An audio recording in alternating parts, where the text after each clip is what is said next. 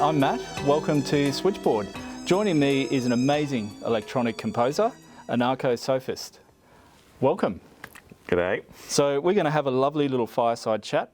I have to say there's no fire around that I'm aware of, except for the fire in my belly for your amazing music. So let's warm ourselves by that. So look, it would be great if we kick off with tell us a little bit about yourself. Like how did this journey begin? How did you get into music and how did you end up where you are now?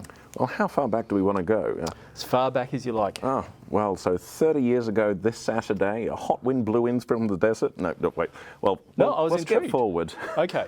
We'll skip forward a bit. So I started learning guitar when I was 8. So we had this local guitar teacher, Jeff Wallage, great guy. He came into the school and the school only had 20 students. And he was only teaching for free, as in paid for by the school, but he was teaching just the Year 6 students, and I was in Year 2 at the time. And I somehow managed to pressure the principal enough that they extended it all the way down to Year 2. Awesome. And so I got some guitar lessons, and even before I'd picked up the guitar, I decided I want to be a musician. But that's stage 1. Stage 2... How did that happen though? I mean, that's very young. So you just had this, as far back as you can remember, you had this burning desire? Yeah, well, so my parents' cassettes was how I started out. You know. Fantastic. Yes, I always loved listening to music, even when I was a very little kid, probably a baby or so. But when I discovered my parents' cassettes, and I discovered we had one of these Fisher-Paykel, sort of home recording things, which was, for little kids. It was like we're talking white, we're talking, red, and it's got one of these little sort of phone style microphones, and you can record yourself onto it. Dude, I'm old enough to remember those really well. I think I was probably a teenager when those were around. Yeah, so I loved playing around with that when I was a kid, and the idea of being a musician. Back then we still lived in the communities, and there was a local teacher called, I think, Moss, and he used to play the guitar. And when I saw the guitar and I saw, playing of the guitar, I thought, that's what I want to do when I grow up. And I mean, with all due respect to Moss, even back then I remember thinking, I could probably do that better than him with some practice. Terrible thing to say, but probably this particular journey had its roots in my brother giving me a bunch of Parliament and Funkadelic albums when I was maybe 13 or 14, and some Far Side. So have you ever heard of the Far Side? I have indeed. Yes. Yeah, very familiar with it. Yes. So that was the thing that convinced me that that rap was not the genre with the silent letter. Set me off on the journey of discovering all these other genres that actually I really loved. So skip forward a few years, and I was doing classical guitar at university, and I finished up my first degree, and I'd somehow managed to completely stuff up my neck during my degrees by just basically too much guitar practice. Of course. So the well-known guitar injury. Yes. Well. Yeah. All sorts of injuries are well-known guitar injuries if you're a physiotherapist. Indeed. But I decided that, since I've given myself a chronic pain condition, I might as well make sure I'm doing the things that I really want to be doing in music, to justify this. And so I started getting back into composing. I went back to uni. I did a composition master's degree. And then after all of this stuff, I realised, I want something that I can actually sort of hold on to at the end of this. And I want something which somehow combines all these various worlds. This like modern classical sort of arty-farty, like woe is me, despair type, type Which material. we'll touch on shortly. Yeah, because I've always liked the sort of the darker side of things when it comes to music which makes you feel like you've been picked up by an eagle and then dropped from a great height. Dude, I got to tell you, I recognise in your music someone who has touched the darkness. I've touched the darkness, and your music called to me as soon as I started listening to it. I just recognised a kindred spirit in it. Thank you. That's what I love to hear. So I wanted to get something which combined that with this, with the sort of the funk, the hip hop, all the sort of music that I was listening to. And I thought, well, how on earth am I going to combine, funk or Brazilian music or hip hop with modern classical music, and I considered trying to. I actually did a few experiments of trying to work a lot of those sorts of ideas into the classical compositions. But at the end of the day, the biggest problem that I had was how do you actually get something which is like a something that lasts? Because a recording, it doesn't matter if your playing goes to seed, you know, that recording still exists so long as you've got a copy of it. Sure. You know, we've got micro cassettes from the 90s of my dad working out on the piano how to play the main theme of Concerto de Aranjuez, and Brilliant. And it's still there, you know. Yeah. You can still hear his first ever experiment. And it's like magic. Yeah. You know, this idea that you know, this thing that once upon a time, you know, you made a sound and then it died. It disappeared and it was never heard again. But you know, we can hear stuff which is, we can hear stuff from people who were born, never mind in the 19th century, we can hear recordings of people who were born in the 18th century. Amazing. I love that thought that it's magic. It is. We live in a fascinating modern age, and we are so blessed to be able to do that.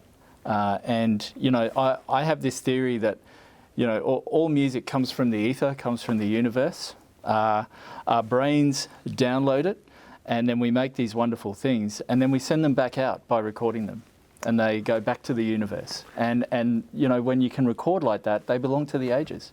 Absolutely. Well, you know, there's this recurring problem that you hear people going on about with classical music. Why is classical music not as popular as it used to be? Oh, yeah. You know, around 1900 to 1910, they used to talk about it all the time in the newspapers. It was front page news when Mahler came to town. You know, why isn't classical music as popular as a percentage of the population as it was back then? And, you know, it's fairly self-centered, because the thing is that back then, you know, you literally had the choice of classical music or your local folk music. Yeah. Those were the only things that you could hear in your entire life. I mean, you know, if it's like one of two, you know, you've got a fairly high chance of, Yeah, sure. you know, like we didn't have funk music back then. You know, you couldn't hear blues outside of the deep south. You know, Yeah. there's you know, you couldn't even hear it like a different culture's music unless you happened to, you know, be a colonialist or similar. You know, and so in those years since then, you know, we've had a lot more things that can compete with it. We have funk, we have reggae, we have jazz, and I think that's glorious. You know, in many ways, we probably have just as many classical listeners now as we ever did have. But interesting. You know, but certainly in terms of sheer population, but you know, we just don't think about it in the same light. You know. No, that's right. And I mean, you touched on that being a bit of a selfish perspective, and I wonder, is there a bit of, back in my day, that's all we listened to was classical music. I mean, most of those people are dead and dust now, but you know, I totally agree. We have this wonderful smorgasbord of sounds, and one of the things I love, and listening to artists like yourself, is people are still creating. They're constantly genre shifting. They're grabbing a bit of this, they're grabbing a bit of that, and mashing it all together and creating new beauty. Oh yeah, you know, it's. I think it has to be driven by love. You know, like I got into classical music in the same sort of way that I got into every other style that I'm into. You know, got into prog rock and all the rest of it. Yeah. I listened to it and I was like, oh wow, you know, like you listen to certain composers and my God, you know, they go places that other people wouldn't dare. Yeah. You know, and especially you look at some sort of composers like Egberto Gismonti is one of my all-time favorites, and he does jazz, he does like strictly classical, he'll write for a full orchestra, he does traditional Brazilian folk music, progressive rock, you name it, he's been there. You know, and I think that's the thing, is that it doesn't have to be this sort of one or the other. You know, we have our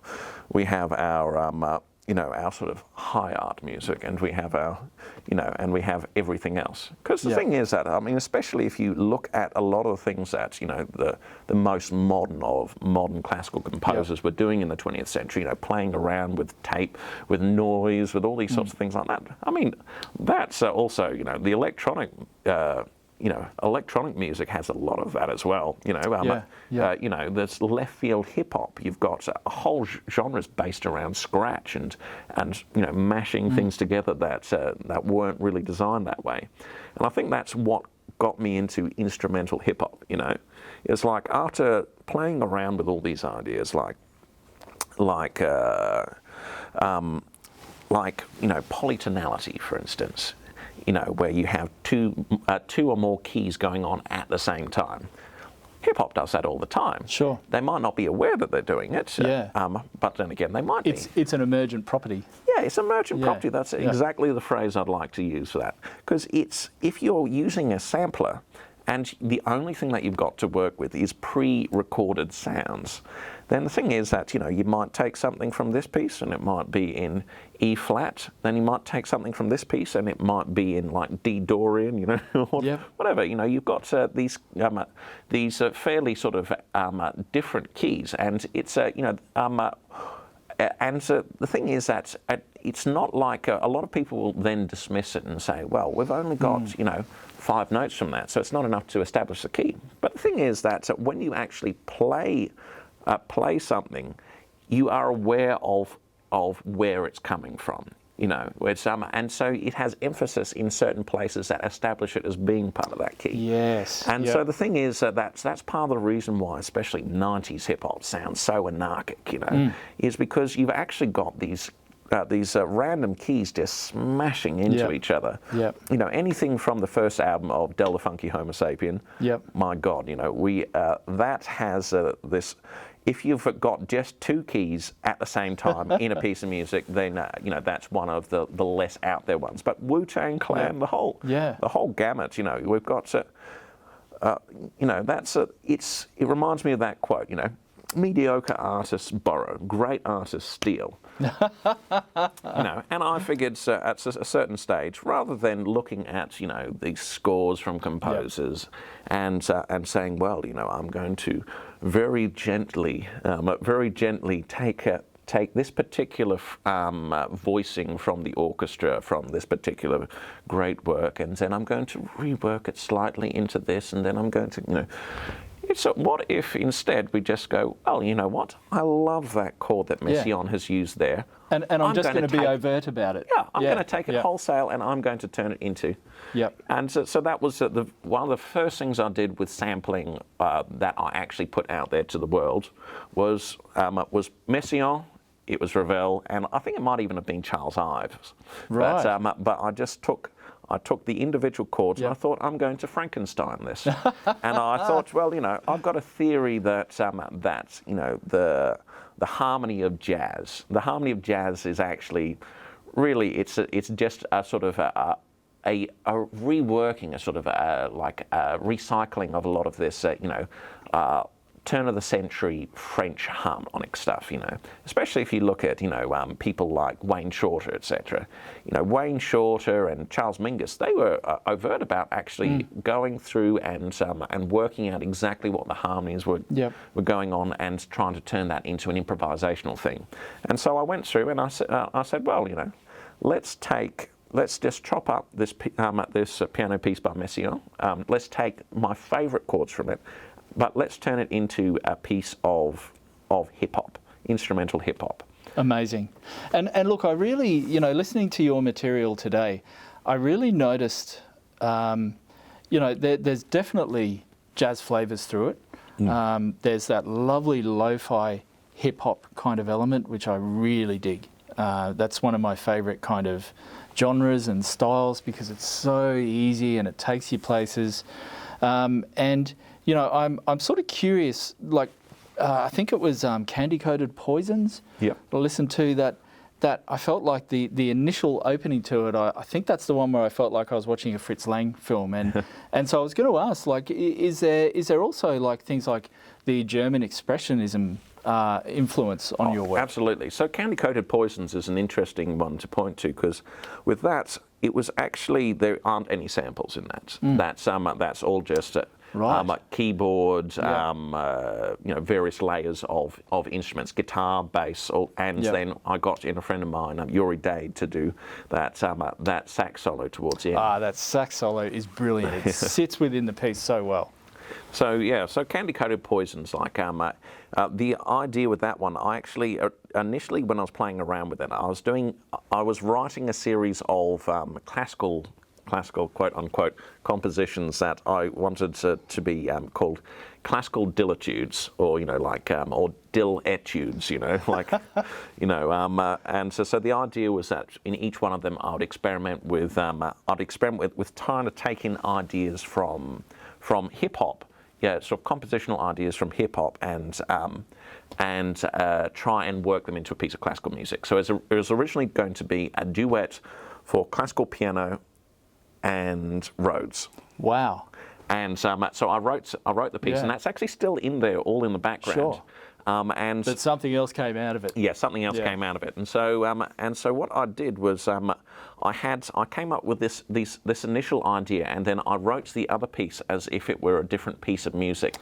Right. Smacked them together, and then I played around with adding or subtracting a beat. So like you would do with, for instance, a sampler. So I would chop it up so that we could have this bit, and then I would shift whole passages chromatically up or down. Right. So like out by a minor third. So once again, this is something that you can do with a sampler fairly easily, but is a bit more of a process if you're sort of writing it out by hand.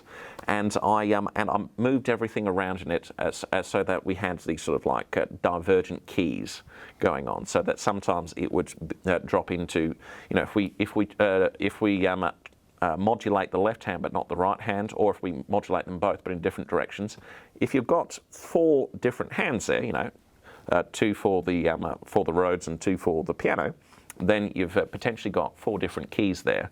And so this makes a lot of sense to me hearing this, because I felt that listening to it. I felt I could hear bends, and that's something I've noticed through that gives you a bit of a consistent sound. Is I notice you have a technique, and I guess you're touching on that there, like that modulation and variation and key shifting. I just love that. Yeah, I've got a few sort of ideas that I like to play with, and sometimes I like to, treat a piece as something brand new. I'm just going to sort of go from scratch. So, for instance, Merc outside, Merc inside. So, with that one, the idea was that I wanted to see if you could use, these like Pythagorean temperament. I wanted to see if you could use Pythagorean temperament with synthesizers. And unfortunately, one of the only sort of easy ways to do it is with soft synths.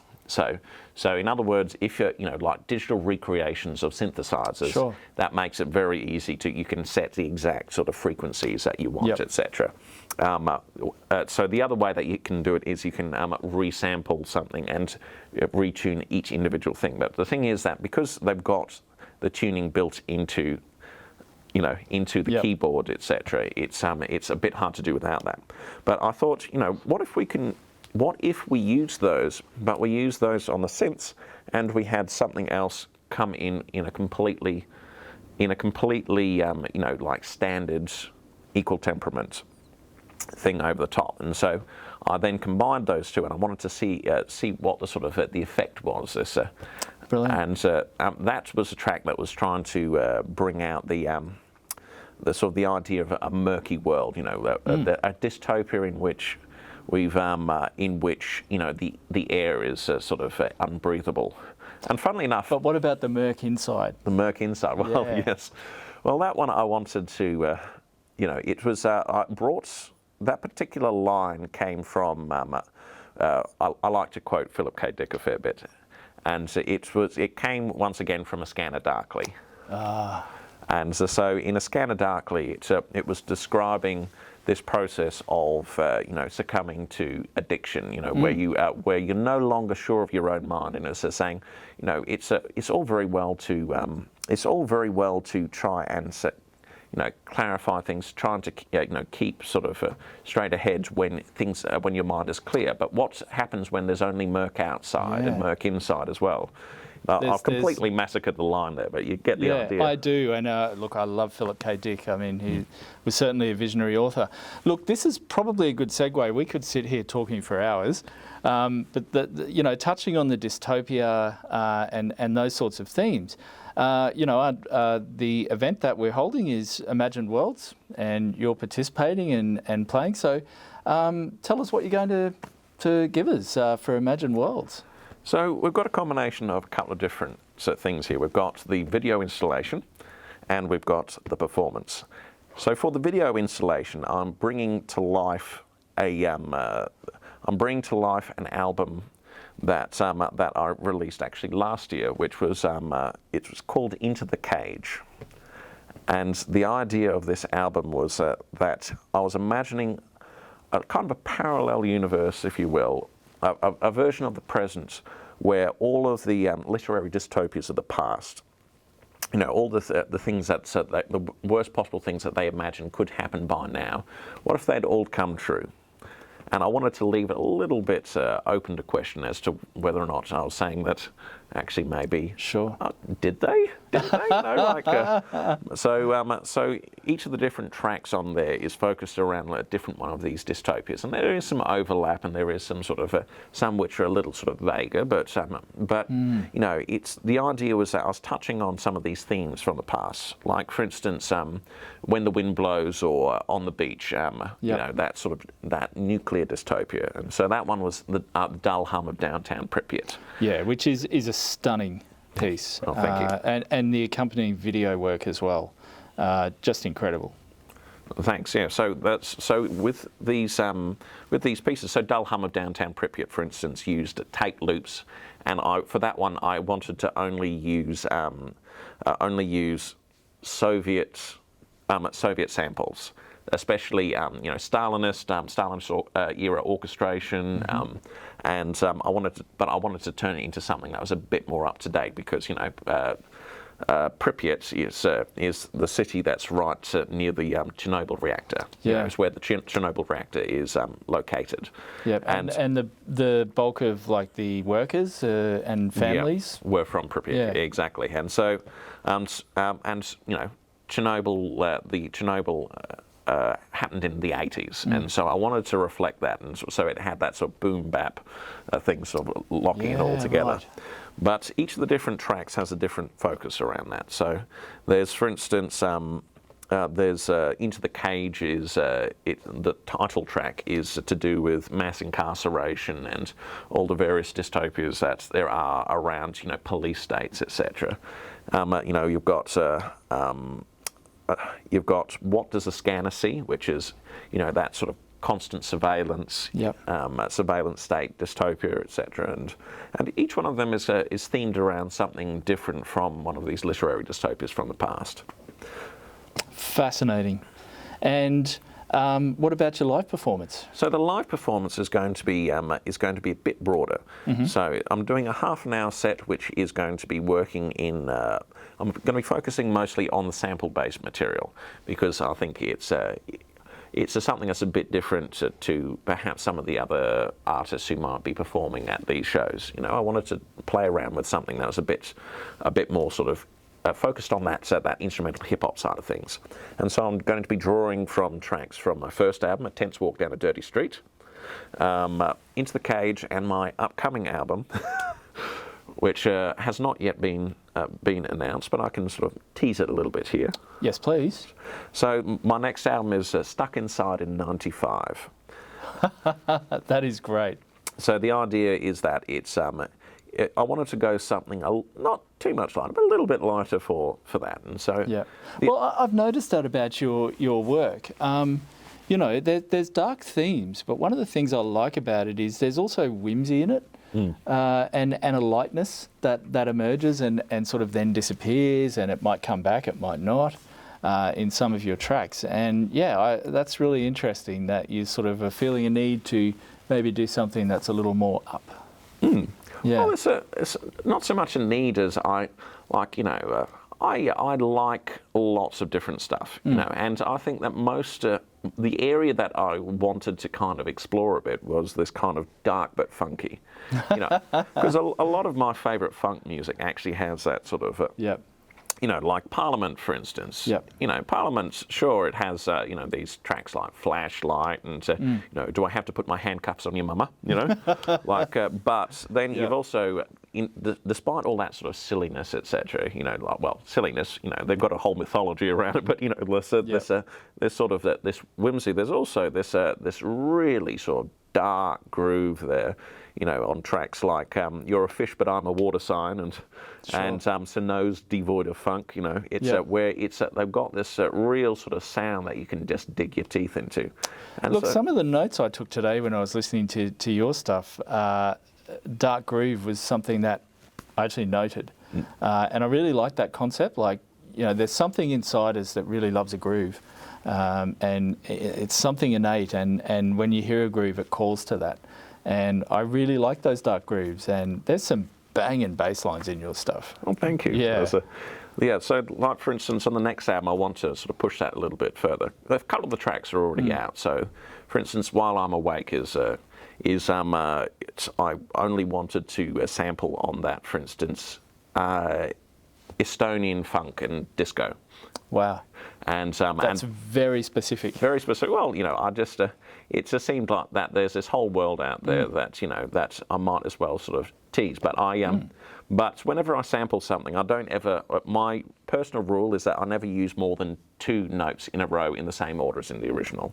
Wow. And so with that one, I wanted to sort of bring out this kind of this idea of this imaginary world. Well, not imaginary, because there was Soviet funk, but you know, more sort of further west, like East Germany, they have a lot more funk and so on. But there's but I wanted to bring out this sort of I wanted to create a track which you know, combine some of these sort of a bit more avant-garde elements with this sort of like this Zap-like, you know, vocoder singing and so on that one I actually got in my wife to do the singing on that track, and I think she did a fabulous job. And the samples on that one are a fairly small part of the overall sound. So I layered up the synths, I layered up all the various other instruments until I had something that was, you know, you know, was a bit of a change, something which was a bit more directly sort of funk related. Yeah, fantastic. Look, it sounds like we're in for a treat. Can't wait. Look, you touched on collaborating with your lovely wife. And I was really interested when I came across some of that work with Olay. Really, again, like identifiable, but a lovely mix of 2 different things. And on that note of collaboration, probably the last thing to talk about tonight is, you know, what do you think Switchboard and being a part of Switchboard means for you, particularly around, you know, the collaboration and connections? We're really interested in that. So, well, Switchboard, what Switchboard means to me is Switchboard is an amazing place if you want to try something new. And I don't mean like sort of as a testing ground or whatever. I mean as from the perspective of a lot of performance venues, etc. They want something which is quantifiable, where you can sort of demonstrate, okay, you know, at the previous 3 shows we ran X amount of profit, etc. But Switchboard, every time they put on a show, there's something different, something that's a little bit out of the ordinary. And here we are at super ordinary. You know, we've got something that's something new and something interesting to put on. Yeah. And so that for me is what Switchboard means. It's an arts organisation that hasn't forgotten what its role is. Look, that is wonderful to hear. And look, I think we'll leave it there. Thank you so much, Anarchosophist, for joining us tonight, and thank you for being a part of Imagine Worlds. I think we're all very excited to hear what's in store for us. So please come along and join us on the 23rd of October at Vacant Assembly. I think it's going to be a terrific night and a fantastic exhibition with some incredible visual, ceramic and performance artists. Thank you. Thank you.